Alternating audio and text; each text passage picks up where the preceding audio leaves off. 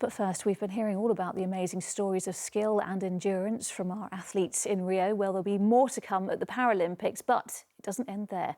Around the world, athletes are preparing for a competition of a different kind. The Cybathlon, billed as the Bionic Paralympics, takes place for the first time this year. Participants not only test their own limits but work with the latest assistive technology. Well, one of those taking part is Tom Nabarro. He joins me now along with his wife Ellen and Dr. Ian Radcliffe from Imperial College London. Thank you all so much for coming in to talk to me about this evening. Tom, you're taking part in this Cybathlon, the first ever of its kind.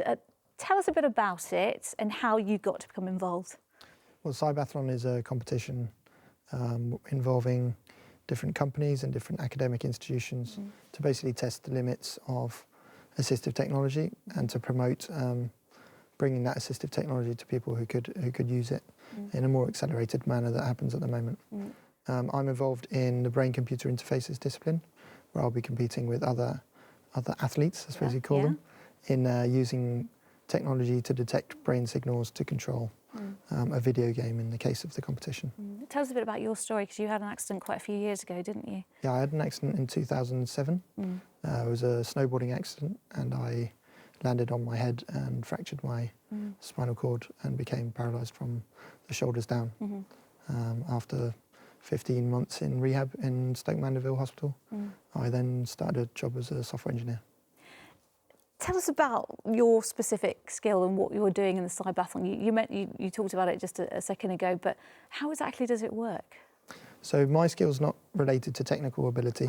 I'm not using my software skills or anything like that. Although it's interesting to see what the guys at Imperial are doing, because it's very interesting technology. I will be wearing a cap with electrodes attached to various bits of technology which will be interpreting the signal and then in the end controlling a video game. We're just seeing a bit of it now. That isn't you, but that's a bit of what you'll be doing. Ellen, what do you make of all of this? It's pretty impressive, isn't it? Yeah, it's amazing. Very proud of him. Yeah. And Dr. Ian Radcliffe, you're from Imperial College London. You helped devise this software technology. Tell us, explain a bit how it works, because it sounds very complicated. It is, and if I could explain it now in a 2-minute piece, I'd be a better man than I am.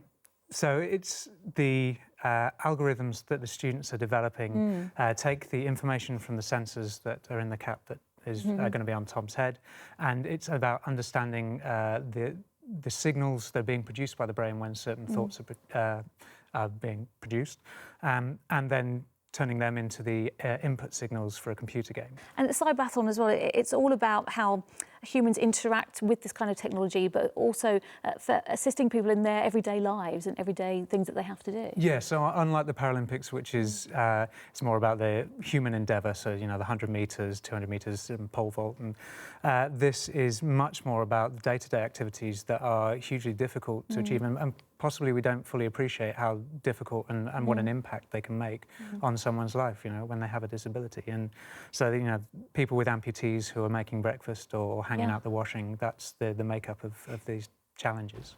Yeah, I mean, Tom, for you taking part as well, I mean, you can see the wider significance of this Cybathlon. Absolutely. Yeah, what do you think about that? Well, I think it'll be great for people who are actually going to end up using the technology. It will accelerate the speed at which it comes into production and becomes available for people. Also the awareness of what's actually out there, because a lot of us in need of help don't actually know what's available. Yeah. And this will definitely help with that. And it's happening in October in Zurich? In Zurich.